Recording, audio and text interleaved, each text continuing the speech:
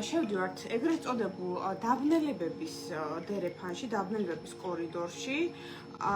ეს არის ორკვირიანი პერიოდი, როდესაც უნდა ვიყოთ ფრთხილად, არის აბედისწერო პერიოდი, არის ტრანსფორმაციების ცვლილებების პერიოდი და დედამიწაზე აქტიურად შემოდის, ესე იგი, ტრანსფორმაციული ძლიერი ენერგიები. აი ეს პერიოდი მალე იქნება. კერძოდ 12 აგვისტოდან 28 აგვისტოს ჩათვლით გვექნება მეგობრებო ეს პერიოდი. და რა თქმა უნდა, ეს ყველას ეხება ასე თუ ისე, მაგრამ გარკვეულ ზოდიაქოს ნიშნებს უფრო მეტწილად შეეხება. ხო, და რა ნიშნები არიან ახლა ესენი?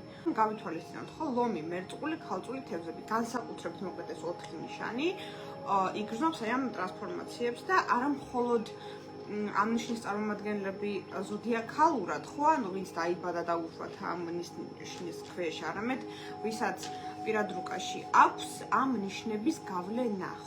არ არის აუცილებელი, რომ მაინც ამ ორი კვირის განმავლობაში მოხდეს რაღაცა საოცარი ტრანსფორმაცია 180 გრადუსით, რომ შეიძლება ცხოვრება. არა.